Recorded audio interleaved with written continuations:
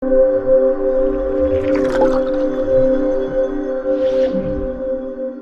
plusieurs localités de la région de Ziguinchor, les producteurs s'activent déjà pour préparer la prochaine campagne agricole. Les travaux de nettoyage des parcelles et d'aménagement des terres ont démarré en attendant les premières pluies.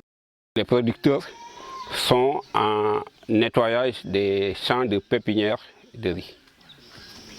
Et donc, les gens ont nettoyé les champs de pépinières pour préparer la mise en place au mois de juillet. Nous avons souvent l'accompagnement en nous assistant. Par exemple, l'année dernière, il y avait le Terracalco qu'on a distribué dans toute la commune de Namport. Selon le directeur régional du développement rural, les conditions sont réunies pour un bon démarrage de la saison agricole. Les services techniques restent mobilisés pour accompagner les producteurs et assurer une campagne réussie. Agricole, on regarde d'abord tout ce qui est lié au facteur de production. Le premier facteur de production, c'est l'eau. Le second facteur, c'est les semences. Nous allons recevoir les semences certifiées comme d'habitude dans toutes les communes. L'autre facteur, c'est les engrais minéraux. Nous avons commencé à recevoir l'urée. C'est l'urée qui est le premier engrais qu'on a commencé à recevoir dans la région. Aujourd'hui, on a 76% de taux de mise en place dans toutes les communes de la région de Ziguinchor. Ensuite, nous avons reçu l'engrais, un engrais minéral qu'on appelle Terracalco, qui sert d'amendement calcium-magnésien. Donc Terracalco, c'est un produit organique, naturel, qui sert à amender la structure des sols. Vous savez, pour avoir une bonne production, il faut procéder aux amendements organiques et aux amendements calcium-magnésiens pour restaurer la structure des sols. Quand vous faites ça, maintenant, vous pouvez utiliser les engrais minéraux. Parmi les principales préoccupations des agriculteurs figure toutefois le manque de tracteurs pour les travaux de labour, une situation qui risque de ralentir la préparation des terres dans certaines zones à fort potentiel agricole. À Essil, nous avons un problème de tracteurs. Chaque année, on a le problème de tracteurs de labour.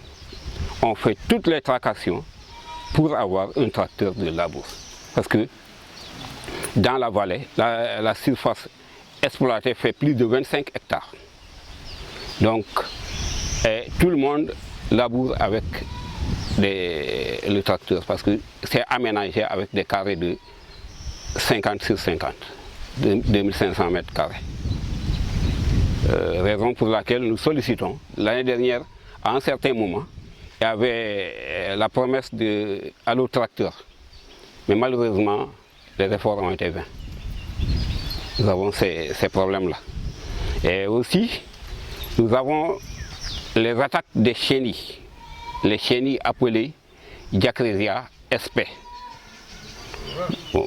L'année dernière, avec le DRDR Casimir Sambou, on avait discuté et il m'avait promis que dès qu'ils vont commencer à apparaître, que je l'appelle, pour qu'ils puissent au moins envoyer une équipe pour savoir comment lutter contre ces chenilles-là.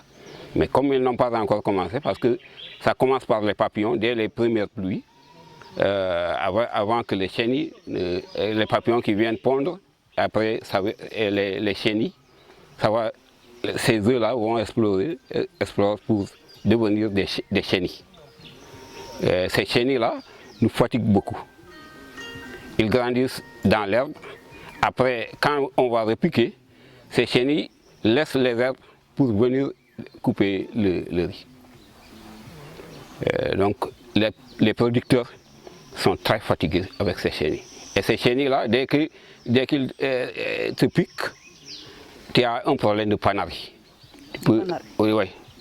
Donc, des fois, tu vois un producteur qui reste au moins 2 semaines sans rien foutre parce qu'il a été dans les rivières et il a été piqué par ces chenilles-là. Les autorités misent également sur un suivi rapproché des prévisions météorologiques afin d'orienter les producteurs sur les meilleures périodes de semis. Des pauses pluviométriques. On va connaître des pauses pluviométriques. Normalement, on aura de l'eau durant le mois d'août et le mois d'octobre. Donc, mais nous suivons l'ANACIM, les mises à jour des informations de la météo, pour pouvoir donner le signal aux producteurs à partir des premières pluies utiles.